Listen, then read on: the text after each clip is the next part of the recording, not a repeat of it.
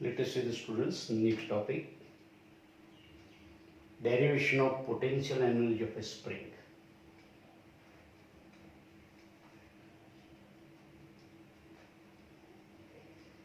So as you know about the spring, there are different kind of the springs. Some springs which can be compressed easily. Some kind of the springs which cannot be compressed so easily. That means certain springs are soft spring and certain springs are very hard spring. Both the kind of the springs are possessing potential energy curve when it is compressed or when it is stretched. But if it is in normal position that means neither be compressed nor be stretched, then it is said to be in normal position. In normal position, there is no potential energy possessed by the spring. So here we have to derive the equation of potential energy of the spring. So actually inside the spring there is a one new kind of force, and that force is known as a spring force. Also it is known as a restoring force. So spring force or restoring force will always be possessed by a body which possessing property of elasticity. Property of elasticity मतलब your skin is also possessing the property of elasticity. जैसे मैं इसको खींच रहा हूँ तो इसको खींचने से क्या होगा, डिफॉर्मेशन प्रोड्यूस होगा, उसका शेप बदल जाएगा।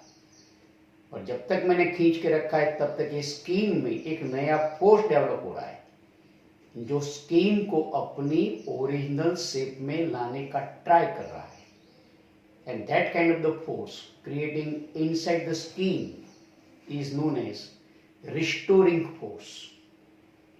Why? Because skin is possessing property of elasticity. जैसे मैं छोड़ दूंगा तो इसको अपने ओरिजिनल पोजीशन पे वापस आ जाएगा। तो जो substance property of elasticity possess करता है उसी में ऐसा ये फोर्स डेवलप होता है जिसको कहते हैं रिस्टोरिंग फोर्स, और it is known as a spring force. And this kind of the spring force is an example of a variable force. Variable force मतलब इसको आप जितना खींचते जाएंगे उसी के साथ वैल्यू ऑफ फोर्स बढ़ती जाएगी और उसी के साथ इसका खींचापन मतलब इसका डिस्प्लेसमेंट भी बढ़ता जाएगा। तो as x increases, as displacement increases, value of the applied force increases. And जितना अप्लाइड फोर्स होगा इतना ही अंदर रिस्टोरिंग फोर्स डेवलप होगा, इतना ही अंदर स्प्रिंग फोर्स डेवलप होगा। तो spring force is an example of variable force. To derive the equation of potential energy, as you can see this diagram, so here there is a spring is one, but there are three different diagrams. In the first diagram, the spring is kept on this horizontal smooth surface such that its one end is fixed with the wall and another end is attached with this block of mass M. At this time spring neither be in stretched position nor be in compressed position, so it is said to be in normal position. And normal position में block जहां पर है वहां पे हम इसको कहेंगे x equal to 0 position. And x equal to 0 से right side displacement of block is positive x displacement, x equal to 0 से left side of displacement of block is negative displacement. That's why we call this x equal to 0 as normal position. It is also be known as equilibrium position. तो consider an elastic spring having a negligible mass. Actually ये spring का मास है लेकिन इसकी potential energy derive करने के लिए हम इसका मास कंसीडर करते हैं 0 के बराबर, क्योंकि अगर मास कंसीडर करेंगे तो automatically kinetic energy come into existence हो जाएगी। तो काइनेटिक एनर्जी हमको एट प्रेजेंट नहीं का ध्यान में लेनी है, इसीलिए we are considering that spring having negligible mass. तो consider an elastic spring having negligible mass whose one end is fixed with the rigid wall and other end is fixed or attached with the block of mass M. The spring is resting on a smooth horizontal surface. ये spring एक smooth horizontal surface के ऊपर आराम से पड़ी हुई है। In normal position of the spring, the position of the block is taken as x equal to 0. Thereafter, when the block is pulled towards the right side or block is pushed towards the left side, तो इसको पुल करने से क्या होगा, spring will be in stretch condition में आएगी। Push करने से क्या होगा, spring will be in compress condition में आएगी। तो when the block is pulled और पुश्ड तो क्या होगा, ये स्प्रिंग की लेंथ एक्स वैल्यू से इंक्रीज होगी, यहाँ पे स्प्रिंग की लेंथ एक्स वैल्यू से डिक्रीज होगी। Then the length of the spring increases और डिक्रीजेस। जब ये इंक्रीज होगी तो spring will be in stretch position, length x value से डिक्रीज होगी तो spring will be in compress position. And ये दोनों सिचुएशन में eight the same time spring के अंदर जो नया फोर्स डेवलप होगा, कैसा फोर्स डेवलप होगा, स्प्रिंग को आपने इधर की साइड पुश किया, पुल किया, तो ये फोर्स इस साइड पे क्रिएट होगा। यानी कि when X is positive the FS is negative. FS मतलब स्प्रिंग फोर्स और यू कैन से रिस्टोरिंग फोर्स। जब यहाँ पे ब्लॉक को इधर की साइड पुश किया मतलब डिस्प्लेसमेंट एक्स डिक्रीज हुआ, नेगेटिव मिला, तो यहाँ पे व्हेन एक्स इज नेगेटिव तो अब यहाँ पे ये स्प्रिंग के अंदर का ये फोर्स ब्लॉक को राइट साइड पे पुश करने का ट्राई करेगा, इसीलिए वो फोर्स किस डायरेक्शन में, राइट साइड पे। तो when X is negative the force FS is positive. यहाँ पे when X is positive the force FS is negative. And यहाँ पे एक्स इज जीरो तो एफएस इज जीरो। तो when the block is pulled और pushed then the length of the spring increases और decreases and at the same time restoring force यानी कि आप spring force will produce inside the spring which will try to bring back the spring in its normal position. तो ये जो force develop होगा which will try to bring the spring back to its normal position, so that kind of the force is known as restoring force or it is known as a spring force. When x is positive the fs is negative, when x is negative the fs is positive। मतलब दोनों कैसे है, opposite direction में। So from this you can see such a restoring force is in a direction opposite to that of displacement। तो अब आता है Hooke's law। In an ideal spring, this spring force is proportional to x। यानी कि आप इसको जितना जोर से ज्यादा खींचते जाएंगे इतना x का वैल्यू बढ़ता जाएगा तो अंदर का फोर्स भी बढ़ता जाएगा।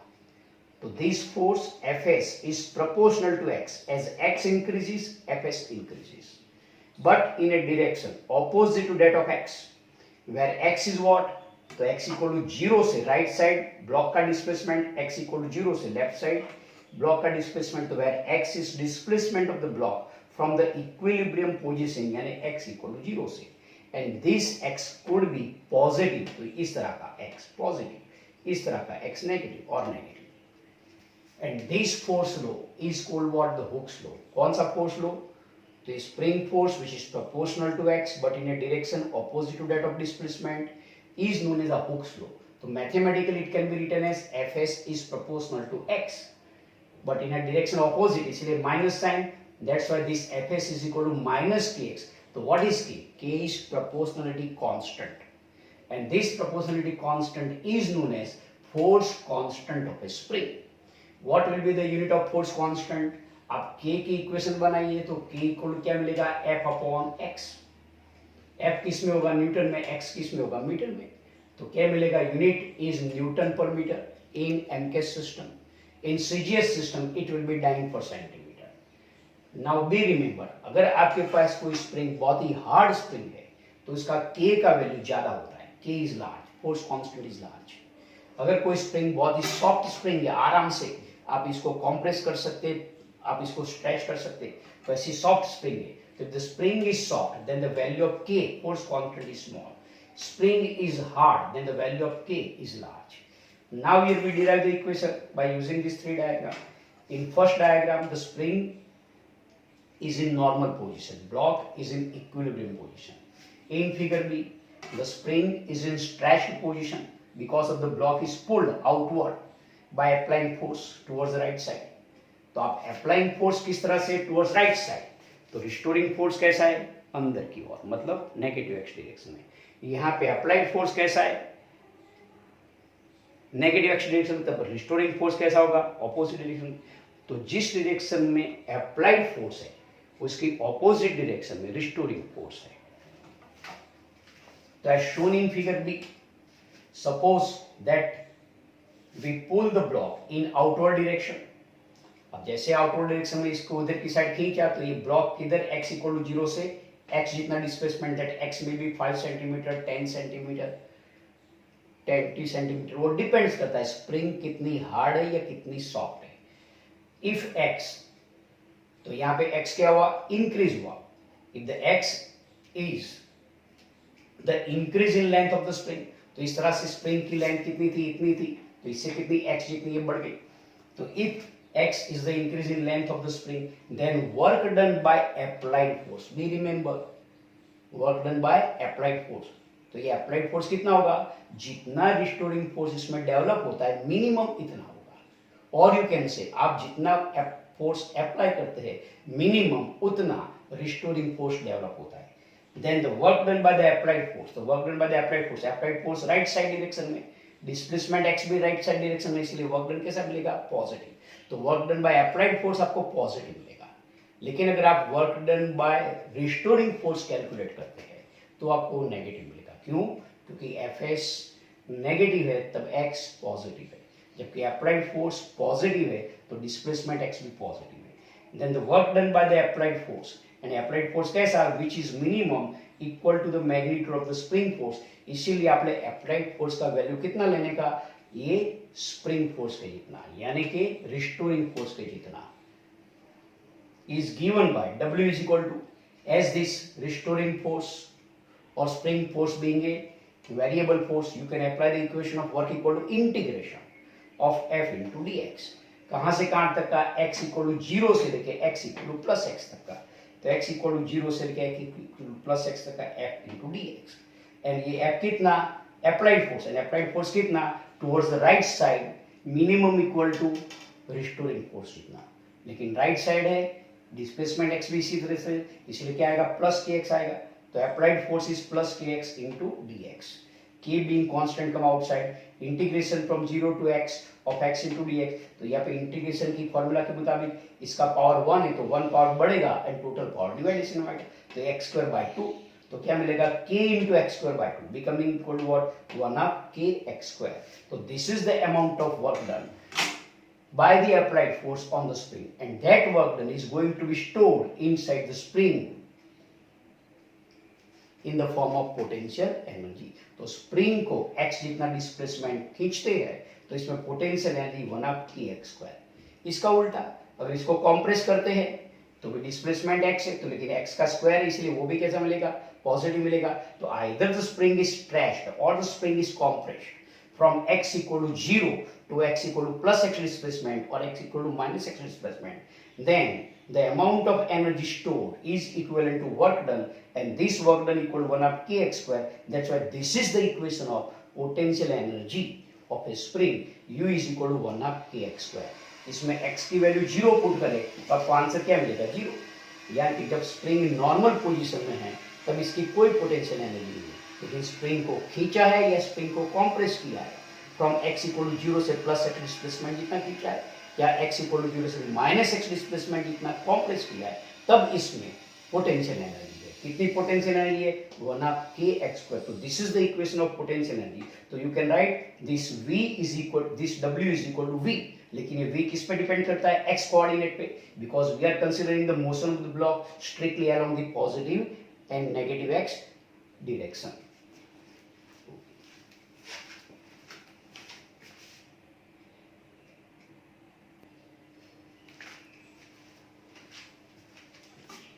So as we have seen last time, this work done on the spring by the applied force is stored in the form of potential energy of the spring. So you can write this potential energy Vx equal to 1 of kx square. So now you can write in general. So thus taking the potential energy of the spring in its normal position. Normal position मतलब equilibrium position. Equilibrium position मतलब x equal to 0 पे potential energy is 0. We can write the potential energy of the spring in its compressed or in its stretched position by the length x is given by Vx equal to 1 of kx square. अब ये potential energy है तो we no इसके ऊपर से मिलने वाला conservative force यानी कि रिस्टोरिंग फोर्स, यहाँ पे स्प्रिंग फोर्स जो है वो कैसा है, कंजर्वेटिव फोर्स. कैसे, तो इसका आप डेरिवेटिव लीजिए विथ रिस्पेक्ट टू एक्स और आगे नेगेटिव साइन रखिए तो आपको आंसर मिलेगा रिस्टोरिंग फोर्स का, as we know because F X equal क्या, minus D V by D X. तो उसके मुताबिक इसका डिफ्रेंसिएशन करें तो minus dv by dx equal to minus of 1/2 kx square, तो आपको आंसर मिलेगा माइनस kx। एंड क्या था minus kx equal to restoring force. Is that clear? और it is known as conservative force. Now thereafter this Vx equal to 1/2 kx square की जो equation है, यही equation now you can also obtain by another graphical method.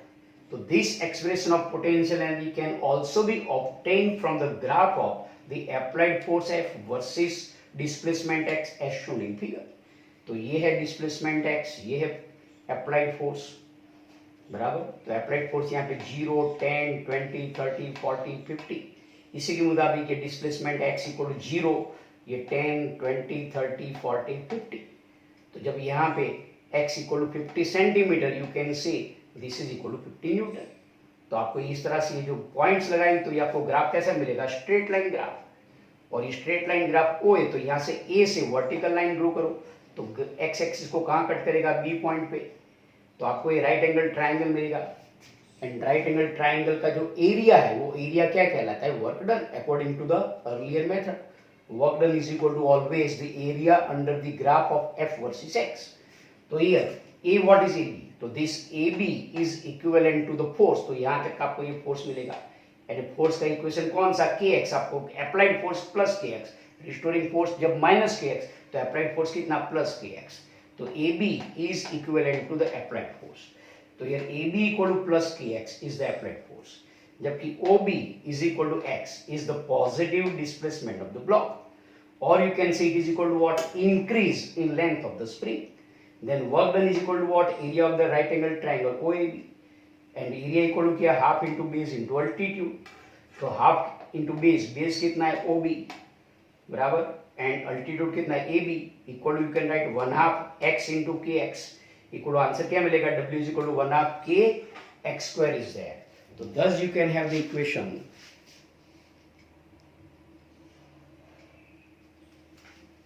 of work done W is equal to area of triangle equal to 1/2 into base into altitude equal to 1/2 into OB into AB equal to 1/2 x into kx equal to 1/2 k x square.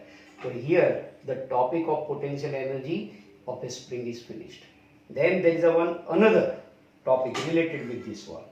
The name is not, title is not be there, but here there is a conversion of potential energy into kinetic energy and kinetic energy into potential energy. Meanwhile, the mechanical energy remains constant. So here there is one more little explanation is there. So let us see this explanation.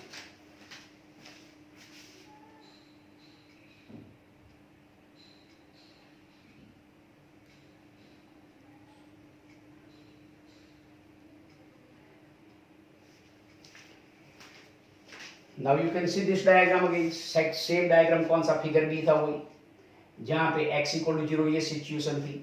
वहां से block को right side पे हमने आप right side पे खींच लिया, और राइट साइड पे खींचा जोर से, जितना हो सके इतना मैक्सिमम डिस्प्लेसमेंट xm तक खींच लिया।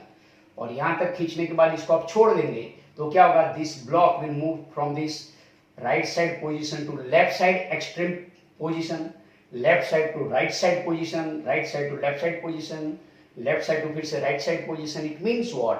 सच a block of mass m go on executing a motion on this horizontal smooth surface between plus xm to minus xm and minus xm to plus xm about x equal to 0.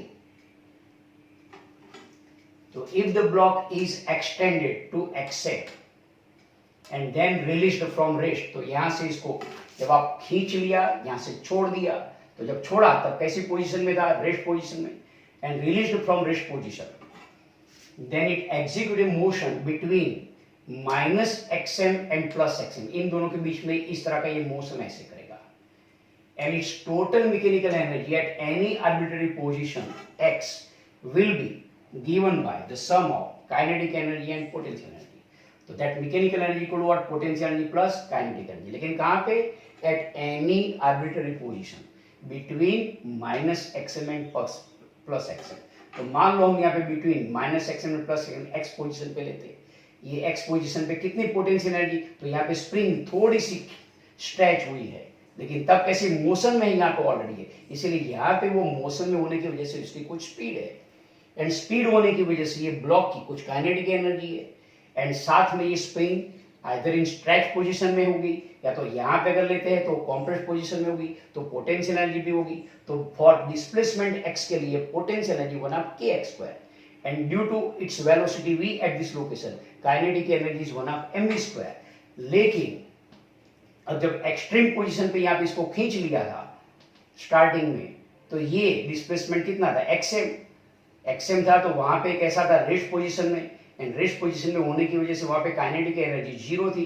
Potential energy कितनी होगी, according to this equation 1/2k into x की जगह xm² आएगा, और दोनों का sum kinetic energy plus potential energy equal क्या मिलेगा, 0 plus 1/kxm² equal to 1/kxm²। तो यहाँ पे स्टार्टिंग में जब इस रेस्ट पोजीशन पे से इसको छोड़ा तो मैकेनिकल एनर्जी कितनी थी, 1/kxm²। लेकिन एट एनी आर्बिट्ररी पोजीशन पे in between -xm and +xm, यानी कि एट x लोकेशन पे बराबर, बी रिमेंबर, मान लो xm इक्वल टू 10 सेंटीमीटर है, x इक्वल टू 2 सेंटीमीटर है, तो 2 सेंटीमीटर पे यहाँ पे मोशन में होने की वजह से इसकी स्पीड है, तो काइनेटिक एनर्जी भी है, and due to this small displacement की वजह से पोटेंशियल एनर्जी भी है। तो आपको मिलेगा potential energy is 1/kx² and kinetic energy is 1/mv² and its mechanical energy will be equal to what, 1/kxm²। Now we remember this equation what suggests, so this equation suggests that अब during motion between -xm and +xm, ध्यान से लिखिए board पे, मैंने सब यहाँ पे red pen से लिखा हुआ है, at right side extreme position में it will come to rest for a moment during motion, तो वहां पे इसकी काइनेटिक एनर्जी 0 होगी। लेकिन ये मैक्सिमम पोजीशन स्ट्रेच पोजीशन में होगी, इसलिए पोटेंशियल एनर्जी मैक्सिमम होगी। लेकिन जैसे ही मोशन करते करते यहाँ पे x = 0 पे आएगा, तो x = 0 पे आएगा, तो वहां पे x = 0 की वजह से इस लोकेशन पे according to this equation potential energy 0 हो जाएगी। जब पोटेंशियल एनर्जी 0, तो ऑटोमेटिकली काइनेटिक एनर्जी कैसी हो जाएगी, मैक्सिमम। तो during this motion from xm to x = 0, its potential energy goes on decreasing, becoming 0 at x = 0 position, and kinetic energy go on increasing, becoming maximum at x = 0 position। अब यहाँ पे maximum kinetic energy के साथ जैसे आगे चलता जाएगा तो काइनेटिक एनर्जी रिड्यूस होती जाएगी, पोटेंशियल एनर्जी बढ़ती जाएगी। तो यहाँ पे आते हैं it will come to rest for a moment during motion. तो यहाँ पे जैसे ही मोशन रेस्ट पोजीशन पे आएगा तो काइनेटिक एनर्जी 0 होगी, पोटेंशियल एनर्जी मैक्सिमम होगी। मतलब ये दो एक्सट्रीम पोजीशन पे xm plus and xm minus पे kinetic energy equal to always be 0, लेकिन यहाँ पर बीच की पोजीशन पे काइनेटिक एनर्जी मैक्सिमम, जबकि ये दोनों एक्सट्रीम पोजीशन पे potential energy is maximum and kinetic energy 0। तो this suggest that the speed and kinetic energy will be maximum कहाँ पे, at equilibrium position, that is at x = 0 पे। तो यहाँ पे x = 0 आप पुट करें तो 1/kxm² = 0 प्लस 1/m इंटू, यहाँ पे स्पीड कैसी है, मैक्सिमम होगी, तो 1/mvm²। तो क्या मिलेगा, 1/1 cancel, 0 kxm² = m into vm²। Implies ये मैक्सिमम स्पीड कितनी, तो maximum speed equal to √k/m into xm। This equation is dimensionally correct. कैसे डायमेंशनली करेक्ट, बिकॉज k क्या है, force constant, force constant equal का यूनिट क्या है, newton per metre, and newton equal to नीचे metre, और नीचे m क्या है, मास, मास यानी केजी में। तो नीचे आपको क्या मिलेगा, केजी इंटू मीटर, ऊपर क्या मिलेगा, न्यूटन, एंड न्यूटन इक्वल क्या है, केजी मीटर पर सेकंड स्क्वायर। तो केजी मीटर दोनों का कैंसिल, तो अपन 1/सेकंड स्क्वायर मिलेगा, 1/सेकंड स्क्वायर मतलब आपको मिलेगा वो क्या, इसका स्क्वायर होगा, पहला सेकंड मिलेगा, तो डिस्टेंस xm केस में होगा मीटर में, अपॉन सेकंड मतलब क्या मिलेगा, वेलोसिटी का यूनिट मीटर पर second. It is dimensionally correct. And during this type of motion of the block from +xm to -xm या -xm to +xm, the kinetic energy gets converted into potential energy and potential energy gets converted into kinetic energy, दोनों vice versa, but at every instant the total mechanical energy remains constant, and this can be understood from the graph. So this is graphically as shown in figure, and in the graph you see that the potential energy when increases, kinetic energy decreases, but at every moment the mechanical energy remains constant. How, I will show now here.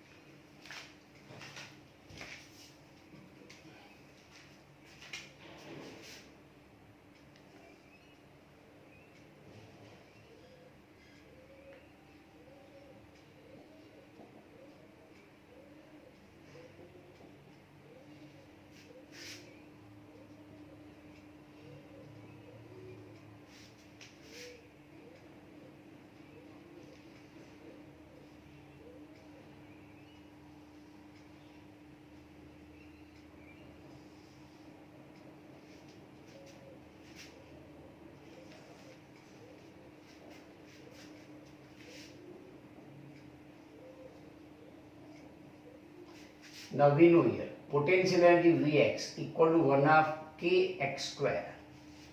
तो positive x negative x, तो x equal to 0 पे potential energy, तो this is energy axis, this is displacement axis. According to this equation, the nature of the graph of potential energy versus x will be completely parabola.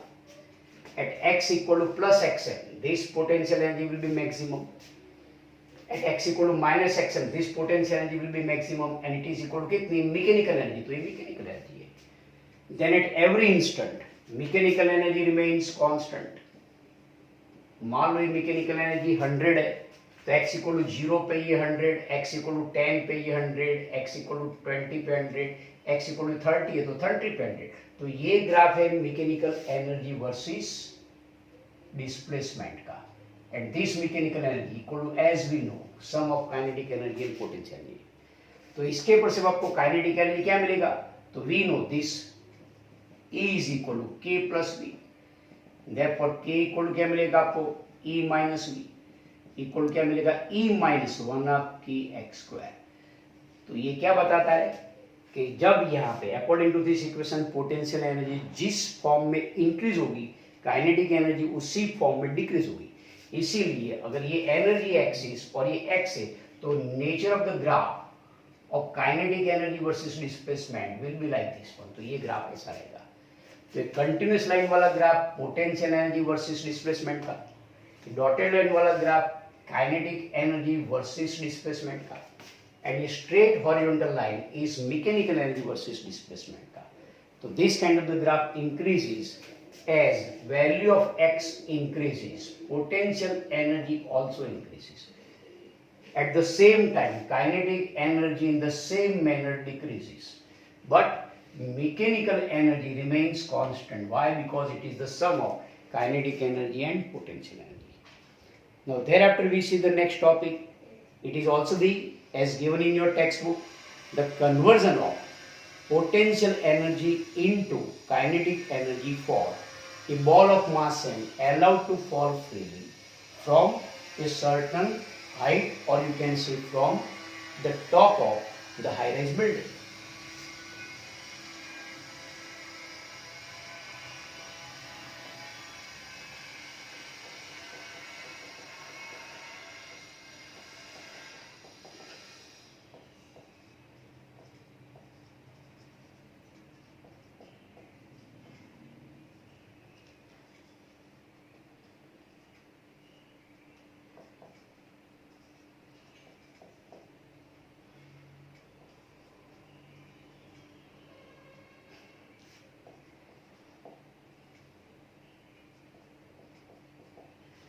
Conversion of potential energy into kinetic energy for a ball of mass m allowed to drop from the height h. If I consider here, देखिए यहाँ पे, तो this is the ground level. I take this is a one high-rise building, and this high-rise building having a height is capital H. This capital H is supposed to be equal to 50 meter, and here from the top, that is from the terrace of this high-rise building, a ball of mass m is allowed to fall freely. So when it is allowed to fall freely, initially its speed will be equal to 0. Its speed will be equal to what? 0. Then let it come to here at a certain height small h. Naturally this height small h will be less than capital H. Suppose this height small h is 30 meter. और यहाँ पे the speed of ball is supposed to be equal to VH, and when this ball is allowed to touch the ground, then its speed is equal to Vf, its final speed. So we are interested in calculating this final speed and speed Vh using the law of conservation of energy. Why you use the law of conservation of energy? Because this ball is allowed to fall freely under the effect of force of gravitation. And force of gravitation is conservative force, and that's why work will be done by the conservative force, and as the work is done by the conservative force, you can use the law of conservation of mechanical energy. So there are the three heights. This is the ground level, matlab zero height. This is height small h, and this is height capital H. So now we can write, suppose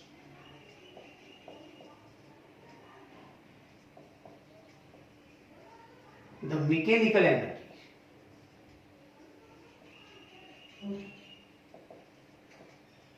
of the ball at indicated heights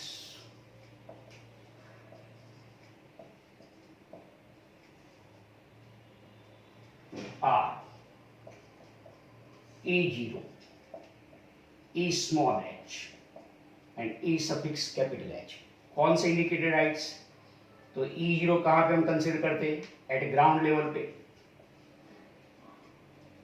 ground level मतलब zero height पे, and this is at height small h पे, and this is at height capital H पे respectively. What will be their equations? So here I write first the equation of EH, मतलब exactly on the top of the high-rise building, as it is completely in the state of rest position. यहाँ पे its mechanical energy will be equal to simply potential energy, because there is no kinetic energy. Here it is in the state of rest position. Then at height small h पे, अब यहाँ पे है तो यहाँ पे इसकी स्पीड भी है एंड कुछ हाइट भी है. तो स्पीड होने की वजह से kinetic energy 1/m v/h² and कितनी स्मॉल हाइट h है तो इसकी वजह से potential energy is mg small h. And then at ground level पे, तो ग्राउंड लेवल पे तो यहाँ से ग्राउंड से इसकी हाइट ही नहीं, just it is hits with the ground with speed v. तो वहां पे आपको मिलेगी सिर्फ उसकी काइनेटिक एनर्जी, एंड ये काइनेटिक एनर्जी बन जाएगी उसकी mechanical energy, because at this location there is no potential energy. तो these are the three equations. Now we can use the law of conservation of energy. तो here the body is allowed to fall freely under the effect of gravitational force. So work is done by the gravitational force, and gravitational force being conservative force, or you can say being a कौन सा फोर्स? You can say that force is a, क्योंकि आप law of conservation of mechanical energy किसके लिए apply कर सकते हैं? On the force is conservative force. तो here this force being a conservative force,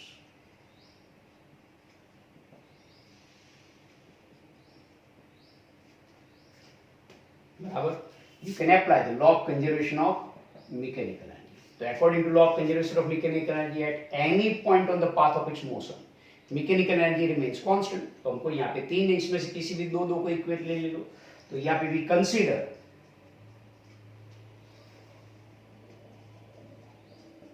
EH equal to E0. तो E0 क्या है? 1/m vf². EH equal to क्या है? mgh. दोनों साइड से mm कैंसल, 2 इधर जाएगा. तो this implies vf² equal to twice g capital H. मतलब ये final speed when touches with the ground is twice g capital H. And I think you have derived this equation in the third lesson. When an object is allowed to fall freely under the effect of gravity from a height capital H, then at the time of touching the ground, its speed is given by square root of twice g capital H. Now I consider another one. तो another one मतलब कौन सा? E suffix small h equal to E suffix capital H. तो इसके ऊपर से VH कितने वो मिलेगा आपको? तो E suffix small h क्या है? 1/m VH² plus mg small h equal to mg capital H. दोनों साइड से m कैंसल, और तो यहाँ पे आपको मिलेगा 1/2 VH² plus GH equal to G of capital H. तो G स्मॉल h इधर ले लो, ट्वाइस भी इधर ले लो, तो आपको मिलेगा VH² equal to twice of G into capital H minus small h. तो फिर से यहाँ पे तो ये VH इक्वल कितना मिला? Square root of twice G into capital H minus small h. क्या फर्क है इसमें? कोई नहीं है. तो ये कैपिटल हाइट की h के है, तो यहाँ पे VF इतना, और यहाँ पे इसकी हाइट कितनी है? तो ये हाइट जो कैपिटल हाइट h थी उसमें से स्मॉल हाइट के बराबर. अगर ये 50 मीटर है और ये 30 है तो क्या मिलेगा, ये 50 माइनस 30 यानी 20 मीटर पे, तो capital H minus small h will be 20 metre पे कितनी, तो ये, तो using this law of conservation of mechanical energy you can calculate the speed and you can understand how the kinetic energy potential is converted into potential energy. You know here at such a height capital H, this body of mass m has purely potential energy, no kinetic energy. But as it come down and reaches to at such a point, its certain potential energy is partly converted into kinetic energy. तो यहाँ पे आपको इसीलिए kinetic energy plus potential energy मिलती है, and exact at the ground level you are getting only kinetic energy. That means that entire potential energy have been converted fully into the kinetic energy. So here at a height capital H, purely potential energy, at a height small h, a part amount of potential energy converted into kinetic energy, and at ground level that entire potential energy converted into kinetic energy.